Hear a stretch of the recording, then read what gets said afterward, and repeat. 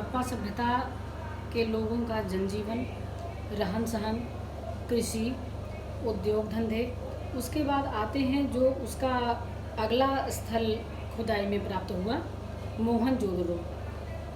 खुदाई में हड़प्पा सभ्यता से संबंधित दो ही बड़े स्थल मिले, एक हड़प्पा, दूसरा मोहनजोदड़ो। मोहनजोदड़ो सिंध के लड़काना जिले में स्थित है, वो भी इस समय पाकिस्तान में है। मोहनजोदड़ो की खुदाई में दो प्रकार की बस्तियां पाई गई, एक थोड़ा सा ऊंचाई पे थी और एक थोड़ा सा नीचे बनी हुई थी, जिसको दुर्ग और निचला शहर का नाम दिया गया। दुर्ग की ऊंचाई का कारण ये था कि यहाँ की जो संरचना थी वो कच्ची ईंटों के चबूतरे पर बनी थी और दुर्ग को घेर करके बनाया गया था। निचला शहर जो था वो दीवार से घेरा गया था। इसके अतिरिक्त कई भवन थे जो चबूतरे पे बने थे।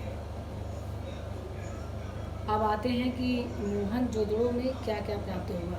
हड़प्पा और मोहनजोदड़ो में के जो नगर प्राप्त हुए वो बहुत ही सुनियोजित तरीके से बनाए गए थे। इस तरह का नगर विन्यास था, साफ सुथरी सड़कें थी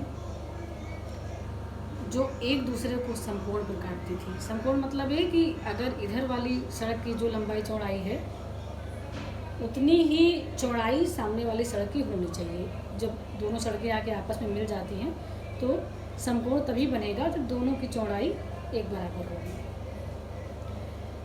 इसके अलावा जो सड़कें थी, सड़क के किनारे भवन बने थे।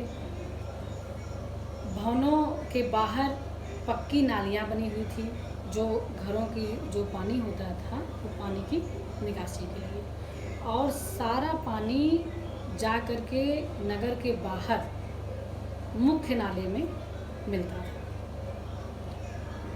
मकान हवादार होते थे। कच्ची व पकी हुई ईंटों के बने हुए घर थे जो भी मकान पाए गए। सभी मकान में स्नान घर होते थे। पानी के लिए कुएं होते थे। रसोई होती थी तो उसके धुएं को निकलने के लिए एक लंबी पाइप काफ़ी ऊंचाई पर बनाई जाती थी, जैसे खाना बनाने के बाद जो धुआं होता है वो धुआं बाहर चला जाए।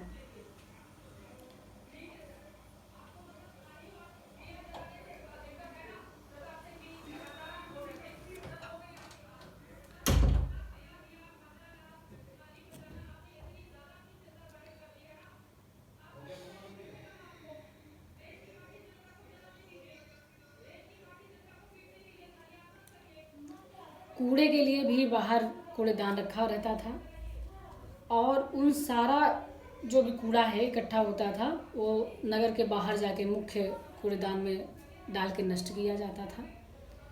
ऐसा अनुमान लगाया जाता है कि वहाँ रोशनी की भी कोई न कोई व्यवस्था रही होगी, क्योंकि नगर में ऊंचे ऊंचे खंभे मिलते हैं तो उस पर ज़रूर कोई रोशनी करने की कोई भी वस्तु रखी जाती रही होगी, लेकिन वो वस्तु क्या होती होगी उसका प्रमाण नहीं प्राप्त हो पाया है।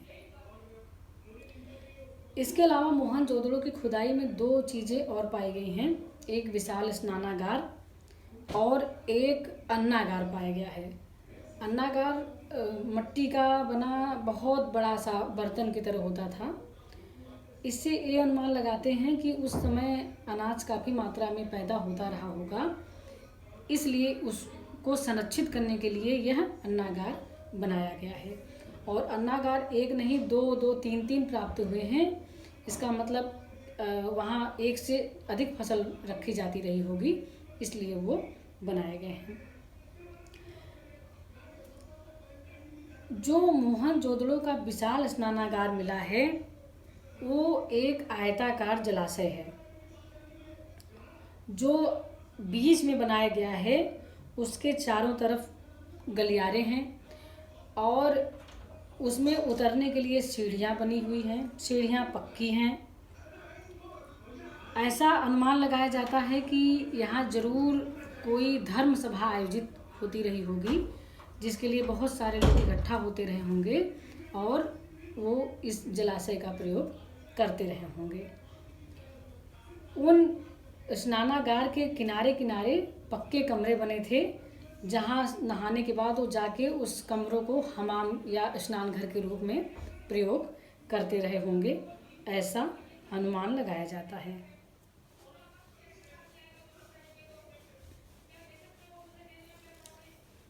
स्नानागार के बाद आता है कि खुदाई में हमको क्या प्राप्त हुआ है। सिंधु सभ्यता के लोग, जो तीसरा पॉइंट है, समाधान। जो उस सभ्यता के लोग की मृत्यु हो जाती होगी, उनको किस प्रकार उनका अंतिम क्रियाकलाप किया जाता रहा होगा। खुदाई में 2-3 चीज़ें प्राप्त हुई हैं कि मृत शरीर को 3 तरह से वो उसका अंतिम संस्कार करते थे। एक, जो मृतक मर जाते थे उनको ले जा करके अग्नि में उनको जला देते थे। दूसरा, उनको ले जा करके उनकी शव को कुछ ज़रूरत की सामग्रियों के अनुसार, जो ज़रूरत की सामग्रियां हैं उनके साथ रख करके, जो दैनिक चर्या में शामिल की जाती हैं, मतलब दैनिक यूज़फुल चीज़ें हैं, ऐसा मानना था कि ये इनकी आत्मा उसको इस्तेमाल करती है, लोगों का ऐसा मानना था। तो उसके साथ उस शव को दफना दिया जाता था।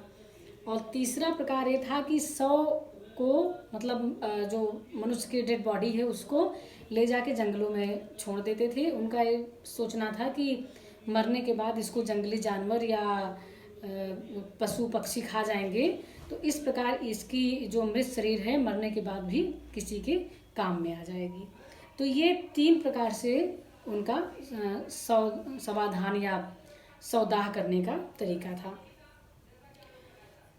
बस आज इतना ही बताऊंगी। अब उसके बाद अगला टॉपिक अभी सिंधु सभ्यता ही चलेगा, जिसमें है विलासिता की वस्तुओं की खोज, शिल्प उत्पाद, मतलब इनका व्यवसाय, इनका विदेशों के साथ व्यवसाय, सिंधु सभ्यता के लोगों का किस किस अन्य देशों के साथ व्यवसाय चला यह, और उसके बाद सिंधु सभ्यता का अंत कैसे हुआ, ये सारी चीज़ें अगले टॉपिक में पढ़ाएंगे।